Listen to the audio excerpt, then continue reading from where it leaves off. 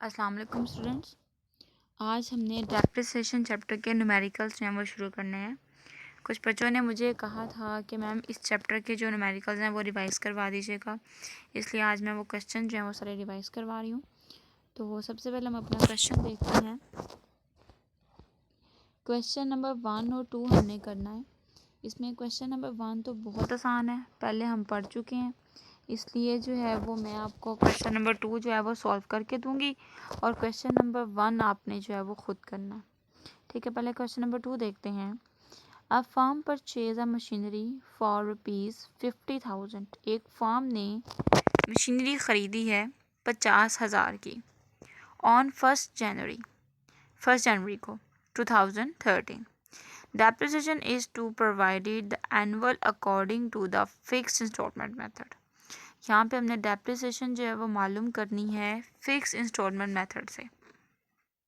The useful life of the asset is to 10 years and the residual value is 10,000। Residual value का मतलब होता है कि ऐसी वैल्यू कि जब हमारे पास हमारा एसेट बिल्कुल बेकार हो जाए तो हम उसे जो है वो कबाड़िए के जो रेट पे सेल आउट करते हैं, यानी कि जब उसकी लाइफ बिल्कुल मुकम्मल हो जाती है, मुकम्मल तौर पे हम उसको सॉल्व कर लेते हैं, तो वो हमारे पास जो है वो रेजिडुअल वैल्यू कहलाती है। मतलब तकरीबन जो है वो सारा का सारा एसेट हमारे पास यूज़ हो गया है और यूज़ करने के बाद हमारे पास वो वैल्यू बची है कि जो बिल्कुल ही एसेट की, जिसमें सिर्फ़ और सिर्फ उसकी जो वैल्यू होगी उसको हम लोग कहेंगे स्क्रैप वैल्यू या रेजिडुअल वैल्यू। इसके 2-3 नाम हैं, तो स्क्रैप वैल्यू भी लिख सकते हैं और रेजिडुअल वैल्यू भी लिख सकते हैं। अब इस क्वेश्चन पे हमें जो है वो परसेंटेज नहीं दी हुई। अब मैंने आपको ये जब क्लास में मैंने आपको ये बात बताई थी कि आपके पास अगर डेप्रिसिएशन का परसेंटेज जो हमें वो डेप्रिसिएशन की परसेंटेज अगर हमें नहीं दी होगी तो हमने फिक्स इंस्टॉलमेंट मेथड के मुताबिक वो फार्मूला लगाना है जिससे डेप्रिसिएशन मालूम की जा सकती है।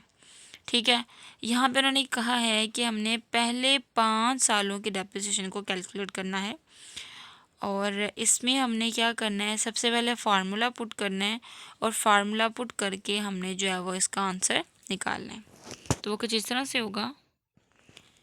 यहाँ पे फार्मूला है, ये नीचे वाला जो पोर्शन है पहले आप वो देखें, ये वाला हमारे पास जो वैल्यू जो फार्मूला होगा वो होगा cost minus scrap value divided by estimated life. Scrap value आपको पता है कि जो रद्दी के दाम वो चीज़ हम लोग बेचते हैं उसकी जो वैल्यू रह जाती है उस वैल्यू में एसेट को बेचना स्क्रैप वैल्यू कहलाता है।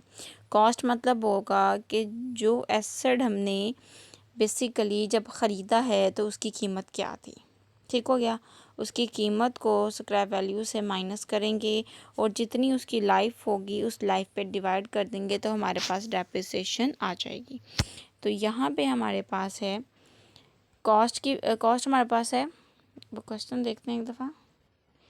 यहाँ पे देखें 50,000, ठीक है, ये कॉस्ट वैल्यू है तो वो 50,000 हम वहाँ पे लिख लेंगे।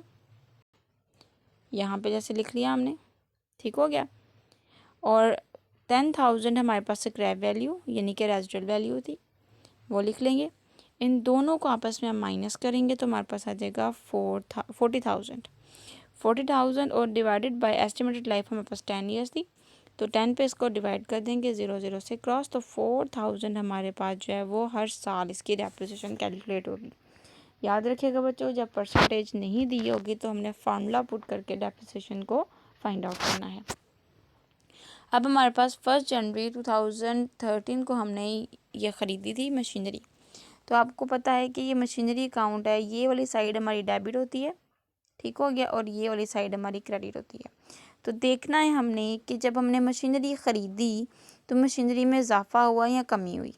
तो मशीनरी हमने ख़रीदी 50,000 की, मशीनरी में हुआ इजाफा, मशीनरी हो जाएगी डेबिट और मशीनरी को हमने डेबिट कर दिया। किस पॉइंट ऑफ व्यू से कि हमने ये देखा कि हमारे पास जो बैंक में वैल्यू आई है चीज़ की, ठीक है, जो वैल्यू आई है, मतलब कि इस बात का मतलब ये है कि हमने मशीनरी ख़रीदी है तो पैसे हमने दिए, तो मशीनरी डेबिट और बैंक क्रेडिट। हम अकाउंट बना रहे हैं मशीनरी का तो हमने लिखना है मशीनरी डेबिट हो रही है बैंक की वजह से। बेसिकली बैंक यहाँ पे क्रेडिट है, ठीक है। क्रेडिट क्यों है? क्योंकि हमने जो है वो पैसे दे के चीज़ ख़रीदी है, तो पैसा हमारे पास से चला गया। यहाँ कैश भी लिख सकते हैं और बैंक भी लिख सकते हैं। 50,000 से हमने इसको कर दिया डेबिट, ठीक है। और यहाँ पे क्या करना है, इसको फुल ईयर यूज़ किया। यूज़ करने के बाद हमारे पास जो है वो 31 दिसंबर आ गया, ठीक हो गया। 31 दिसंबर को हमने डेप्रिसिएशन कैलकुलेट करनी है। तो ये जो स्क्रैप वैल्यू से हमारा आंसर आया था, इसी आंसर को हमने लेना है और यहाँ पे लिख देना है, ठीक हो गया। तो 4,000 हमने यहाँ पे 4,000 से हमने जो है वो इसकी डेप्रिसिएशन की वैल्यू लिख देनी है, ठीक हो गया। 4,000 हमारे पास आ गया। अब हमने क्या करना है, दोनों साइड्स को देखना है बड़ी साइड कौन सी है। तो यहाँ पे हमारे पास 50,000 वाली साइड बड़ी है, तो हम 50,000 को दोनों तरफ लिख देंगे। लिखने के बाद इसमें से डेप्रिसिएशन माइनस कर देंगे। डेप्रिसिएशन हमने माइनस की तो हमारे पास आ गया 46,000, यानी 50,000 में से 4,000 हमने माइनस किया तो 46,000 हमारे पास जो है वो वैल्यू आ गई। ये कहलाएगा हमारा बैलेंस CD। अब इसी को हम जो है वो नेक्स्ट ईयर में ले जाएंगे 2014 में, तो हमारे पास ये बैलेंस बन जाएगा बैलेंस BD। यहाँ पे बैलेंस BD बन गया। अब हमने क्या करना है, अब हमें ये पता है कि ये हमारे पास फिक्स इंस्टॉलमेंट मेथड है। तो फिक्स इंस्टॉलमेंट मेथड में हमारे पास सारी की सारी जो वैल्यू होती हैं वो इसके मुताबिक आती हैं डेप्रिसिएशन की, यानी कि जो परचेज़ वैल्यू पे हमने डेप्रिसिएशन एक दफ़ा कैलकुलेट कर दी है, तो सेम हर साल हमारी जो है वो डेप्रिसिएशन होती है। तो 4,000 हमारे पास डेप्रिसिएशन है, वो हम लोगों ने कर ली। अब हमने क्या करना है, 46,000 है तो 46,000 को दोनों तरफ लिखा। लिखने के बाद हमने इसमें से 4,000 जो है वो माइनस कर दिया, तो हमारे पास बाकी बच गया 42,000, ठीक हो गया। अब हमने क्या करना है, ये बैलेंस BD के लाएगा। अब यही बैलेंस आगे जाके बैलेंस CD बन जाएगा 2015 में। 2015 में हमारे पास जो मशीनरी की वैल्यू है वो रहेगी 42,000।